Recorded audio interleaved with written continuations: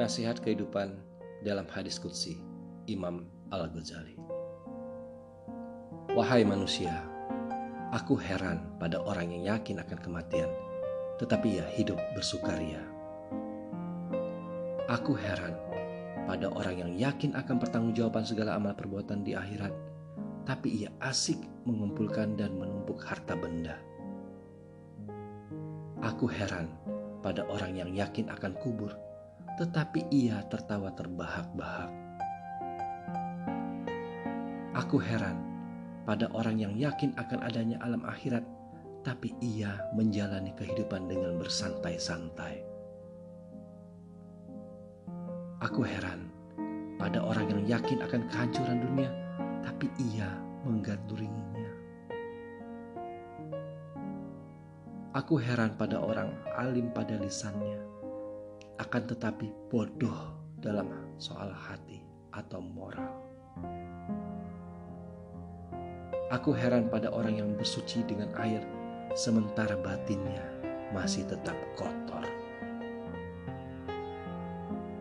Aku heran pada orang yang sibuk mencari cacat dan aib orang lain, sementara ia tidak sadar sama sekali terhadap cacat yang ada pada dirinya sendiri.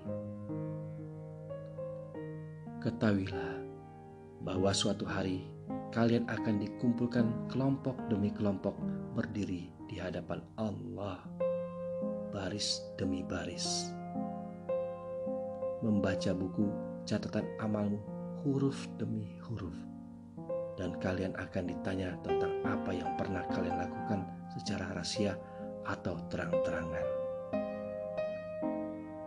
Wahai anak cucu Adam, aku tidak menciptakan api neraka kecuali untuk orang-orang kafir, penyebar fitnah, yang tidak berbakti kepada orang tuanya, yang suka pamer, yang menolak membayar zakat, orang yang berzina, yang suka makan harta riba, yang suka meminum minuman keras yang memabukkan, orang yang berbuat zalim kepada anak yatim, orang upahan yang curang, orang yang meratapi kematian, dan untuk setiap orang yang menyakiti tetangganya.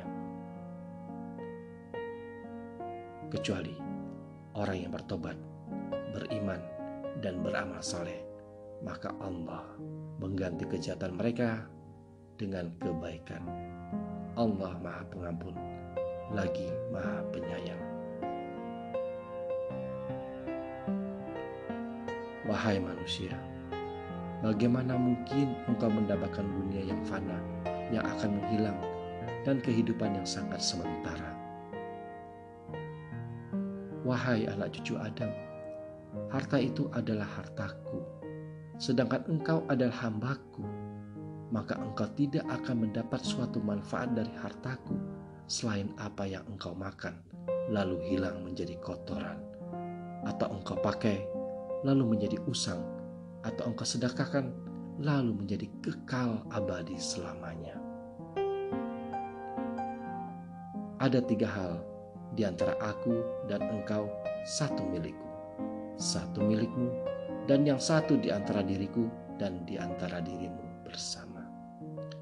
Yang menjadi milikku adalah rohmu, yang menjadi milikmu adalah amalmu, dan yang menjadi di antara diriku dan dirimu, yaitu dari dirimu doa, dan dari diriku adalah mengabulkan doamu.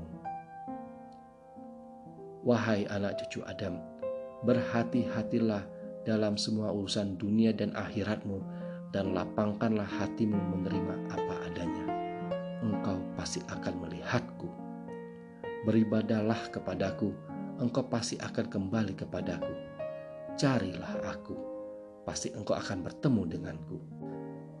Wahai anak cucu Adam, jika engkau berperilaku seperti para penguasa yang masuk neraka karena keculasan, atau orang Arab yang masuk neraka karena maksiat, atau para ulama yang masuk neraka karena hasad dengki, atau para pedagang yang masuk neraka karena pengkhianatan, atau para penganut aliran Jabariyah yang masuk neraka karena kejahiliannya, atau para pekerja dan ahli ibadah yang masuk neraka karena suka pamernya, atau orang kaya yang masuk neraka karena kesombongannya, atau orang fakir miskin yang masuk neraka karena kebohongannya.